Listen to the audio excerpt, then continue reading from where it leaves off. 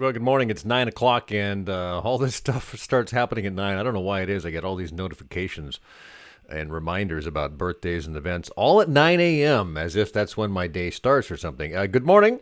This is Tim Patterson of TradeshowGuy Exhibits in Salem, Oregon. You can find us online at TradeshowGuyExhibits.com. You can check out the blog at TradeshowGuyBlog.com. We also got some freebies, free book at TradeshowSuccessBook.com. You can download a digital copy of the book Trade Show Success, 14 Proven Steps to Take Your Trade Show Marketing to the Next Level.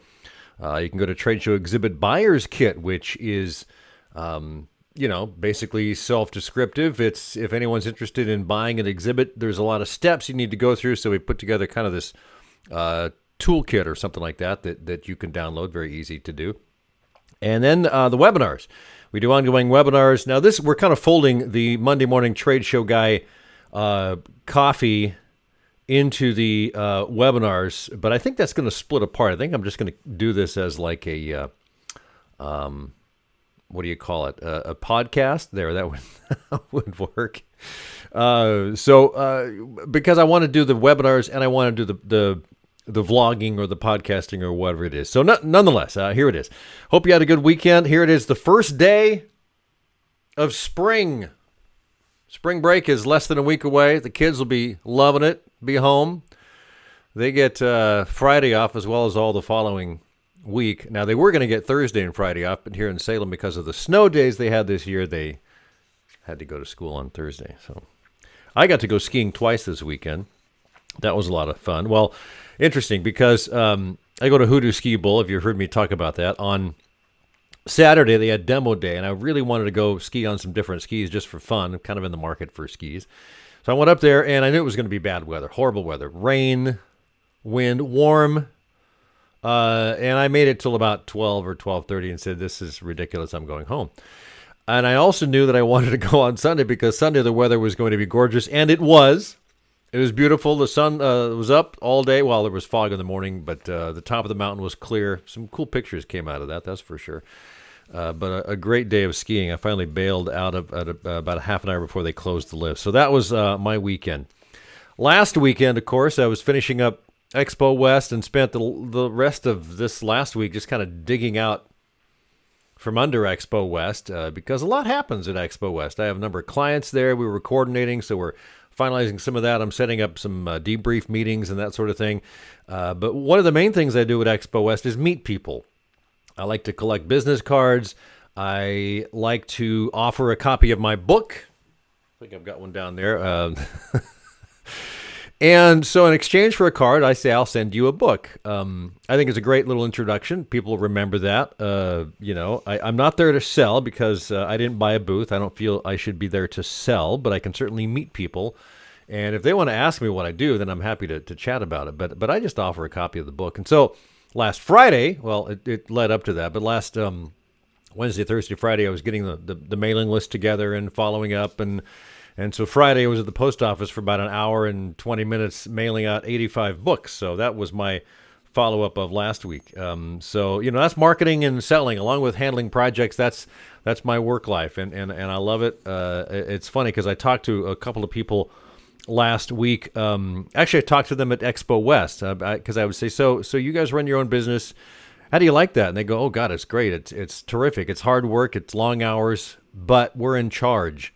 And I think that's very important, and that's kind of the way I look at it. I've worked for myself for almost 6 years. Prior to that, I was working for another company that did exhibits, and prior to that, I was in radio for 25 years, working for someone else. So if you're not working for the man, you're working for yourself, or you're sitting on the sidelines, and I don't like sitting on the sidelines. So it was kind of cool meeting all those people at Expo West, sending out the books, and then as time goes on, I'll follow up with those people with a phone call or an email or something like that. So now we've got the basis of having a conversation.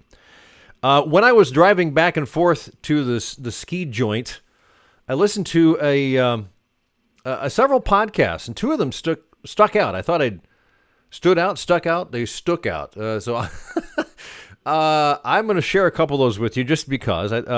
Peter Shankman has a podcast called Faster Than Normal. He's got a course out for people with ADHD, which he has, and he talks fast very quickly. But he interviewed with Tony Robbins, and he mentioned it last week that it was a great interview, so I thought, well, I'll listen to it. I've seen Tony Robbins speak once. In fact, he spoke several years ago at Natural Products Expo West. That was kind of fun. And interestingly enough, at that show, I'm really getting on a bunny trail here, I sat almost next to Ed McMahon. That particular keynote. Very powerful, very energetic. So during that interview on Faster Than Normal, which you can just Google Faster Than Normal podcast, you'll find it. Tony talked about the concepts of burning your boats, why you shouldn't listen to experts, his diet, how he stays fit, how he deals with uncertainty, his thoughts on ADHD, doing your own homework, dealing with the public school system, don't live in fear. They talked about jumping out of planes. Just kind of a really cool, very fast-paced, energetic podcast. I also listened to, among others, Chris Ducker on Youpreneur, and he interviewed a gentleman by the name of Marcus Sheridan, who's a young guy. I say young because he's at least a couple decades younger than I. He's travels a lot, writes a lot, gives a lot of keynotes and speeches. And I think I've heard of the name. I've heard of his platform, which is he's the Sales Lion. If you could probably just Google Sales Lion and find out for that. And you could Google Chris Ducker podcast or Chris Ducker Youpreneur. Marcus talks about the essence of great content, the importance of listening and acknowledging how you started out. They also talk about home life and why Marcus thinks he's winning at home. Winning big at home is as big as winning big in business. So really interesting talk. And he talked about why people still think of him as the pool guy. That was one of his earliest businesses. Why the greatest marketers today are all about listening. We talked about communication and listening here in the last couple of weeks on this particular vlog. Also talks about the difference between success and fulfillment. So you should check those out. Those are really fun. I wanted to give you just kind of a couple of trade show tips. I don't really have a lot today, simply because I'm lining up someone to talk about this. And I think it'll happen next week or the week after. We'll see what happens. Shipping and logistics. Frankly, it's one of the areas that I get involved in the least. I know enough to be dangerous. I can usually handle it, and I want to always learn more. So typically, I'll hire someone to do it. But a lot of companies I work with do it internally. Some of them ask me to coordinate it. But shipping and logistics are some of those things which frankly, is kind of a mystery to some people, because they always say, hey, can you ship that? And then they talk to the shipping department, and they ship it, and it's all done. But they don't really know exactly what happens, how to make sure that the shipment gets picked up at the right time, gets delivered at the right time, whether it's going to the advanced warehouse, yada, yada, yada, on and on and on and on. So back and forth and back and forth. Cross your T's, dot your I's. We're hoping to talk to an expert on shipping and logistics here in the next couple weeks. I think that'll happen. And then I'm just going to wrap it up. I didn't have a whole lot today. But the one good thing, I got to get the one good thing out there. And to me, it's the NCAA tournament. The NCAA tournament is a gas. I love pro basketball. I'm a big Trailblazer fan, been for my their whole life, since they started back in 1970.